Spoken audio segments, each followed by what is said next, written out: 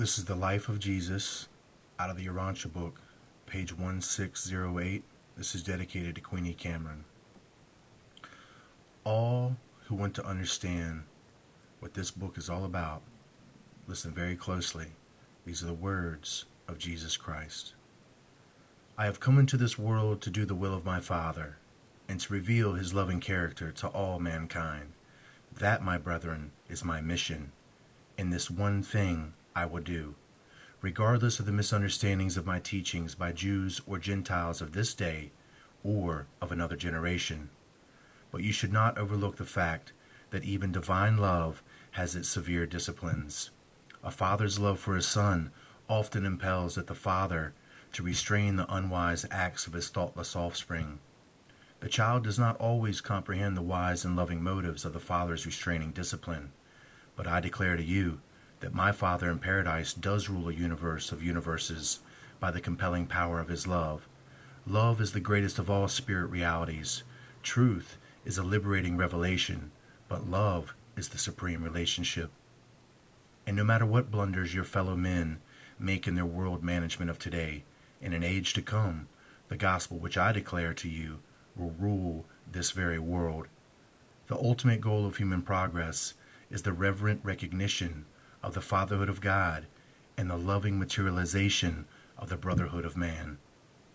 But who told you that my gospel was intended only for slaves and weaklings? Do you, my chosen apostles, resemble weaklings? Did John look like a weakling? Do you observe that I am enslaved by fear? True. The poor and oppressed of this generation have the gospel preached to them. The religions of this world have neglected the poor, but my Father is no respecter of persons. Besides, the poor of this day are the first to heed the call of repentance and acceptance of sonship. The gospel of the kingdom is to be preached to all men, Jew and Gentile, Greek and Roman, rich and poor, free and bond, and equally to young and old, male and female. Because my Father is God of love and delights in the practice of mercy, do not imbibe the idea that the service of the kingdom is to be one of monotonous ease. The paradise ascent is the supreme adventure of all time, the rugged achievement of eternity. The service of the kingdom on earth will call for all the courageous manhood that you and your co-workers can muster.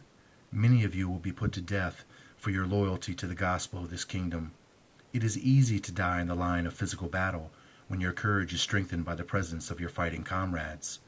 But it requires a higher and more profound form of human courage and devotion, calmly and all alone, to lay down your life for the love of truth, enshrined in your mortal heart.